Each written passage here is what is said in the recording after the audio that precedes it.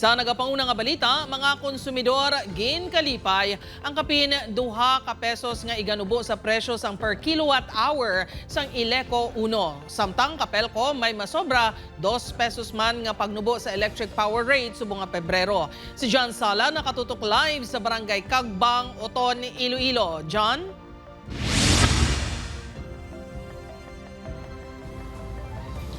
Jerd, basta gani makakinot, bintaha ina para sa aton mga konsumidor, gani madamo na sadyahan sang ilan na batian nga magapanubo sang sukot sa per kilowatt hour ang pila ka mga electric cooperatives.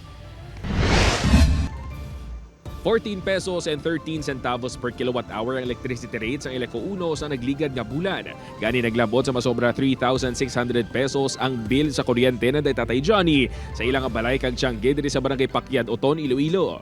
Bagay nga ginkalipay nila sa mabatian nga may ginapaabot nga halos 2 pesos per kilowatt hour nga pagdubo sa ang sukot sang Ileco 1 subong nga bulan. Mayo kung madubuan nila Kaya ako, dako man ako nabayadan nimo. Damo man amon budgetan niya. Awat pa sa among duwa mga asawa sa bulong namon. Pagnubo sang presyo sang kuryente sa spot market ang isa sa rason sang pagdubo sang sukot sa mga distribution utilities. More or less, mga 6.28 pesos ang ginubo sa spot market sa subong February. No? So ang effect sina kay around 30% ang amon nga exposure sa spot market. Naga-expect kami nga may pagnubo around 1.9 pesos or roughly mga 2 pesos man. Sa Capiz Electric Cooperative naman halin sa 15 pesos and 33 centavos per kilowatt hour sang Enero, mangin 13 pesos and 13 centavos na lang per kilowatt hour sang electricity rate subong Pebrero.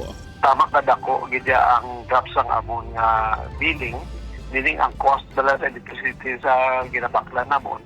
So, amo na nga ang resulta ng dubo sa kapil ko nga side. Pagklaro sa mga kooperatiba nga hindi mapakta ng presyo sang kuryente sa spot market. Gani posible nga magsaka o kung magnubo ang presyohanay sa mga masunod nga binulan. Depende man sa law of supply and demand. So kung for example, no, during summer season natama ka dako ang demand, gina-expect na ito nga magsaka man ang spot market. Samtang nagpatuman man sang pagdubo sa presyo sang kuryente ang Northern Negros Electric Cooperative o Conuneco subong nga bulan. 24 centavos per kilowatt hour ang ginubo. Bukod silingon, 13 pesos and 53 centavos per kilowatt hour na ang bag-o nga power rate subong nga Pebrero. Manay sa amin factor kaya kay ang tungod sa pagnubo sa presyo market, nagnubo kami by 24 cents.